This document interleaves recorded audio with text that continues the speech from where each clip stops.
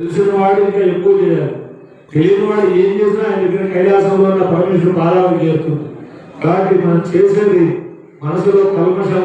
ఎందుకంటే భాండ శుద్ధి పాకం అనేది ఎక్కడెక్కడ గిన్నె ఉందనుకోండి, వంట చేస్తే మనం తినగలిగాలి.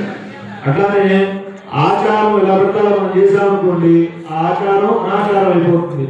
అట్లా చిత్తశుద్ధి శివ పూజ చిత్తశుద్ధి అంటే నేను చెప్పాను నాది అనుకోని చేయాలి. పరమేశ్వరుడికి ఏం చేసిన నాది ఎప్పుడైతే చేస్తామో ఆయనకి నాదంటే అది నాది కాదు, ఆయనే నాది.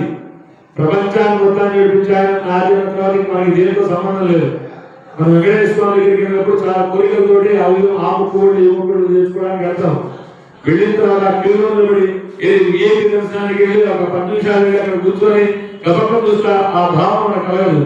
ఓ 2 గంటలు 3 గంటల పిల్లలని గీగా నడుస్తుంటారు. వాళ్ళందరినీ తీసుకొని అయినా సరే ఆ క్యూలో నిలబడి ఆ పరమేశ్వరుడి దగ్గరికి వెంకటేశ్వర స్వామికి వెళ్ళి ఒక్కసారిగా ఆ క్షణంలో చూడంగానే కళ్ళమ్మడి సమస్య అన్నమాట. మనకి కోరికలు ఎదుర్కొని పోతా ఎంత వైభవం, ఎంత బాగున్నాడు స్వామి, ఎంతకన్నా మనకు కావాల్సింది ఎంతకన్నా కోరికలు మనకి ఉంటాయని ఆ భావన ఖచ్చితంగా నిజమైన భక్తుడికి కలుగుతుంది అనమాట.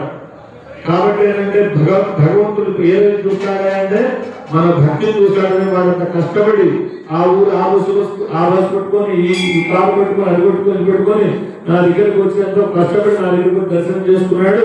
కాబట్టి ఆయన మనం అందులో కనుక చూడండి, ఆ వైకుంఠ ఆ శ్రీనివాస దగ్గరికి వెళ్ళే వాళ్ళందరూ కూడా ఎంతో కష్టపడి శ్రీశైలం వెళ్ళేవాళ్ళు ఆ ఊరు దారిలో ఎక్కడ నడుచుకుంటే ఆ పరమేశ్వర దర్శనం చేసుకునేవాళ్ళు. అప్పుడున్న భక్తి వేరు, ఇప్పుడున్న భక్తి వేరు. కానీ బాగా అలవాటు పడ్డాము, అందుకే భక్తి కాస్త తగ్గుతూ వచ్చింది. కానీ ఏంటంటే మూఢభక్తి, స్వామి నువ్వు తప్ప మాకేమీ తెలియదు, అంతా నువ్వే మనం ఏదైతే చేస్తామో దానికి ఆయన దాసోహం అంటే అర్థమైందా?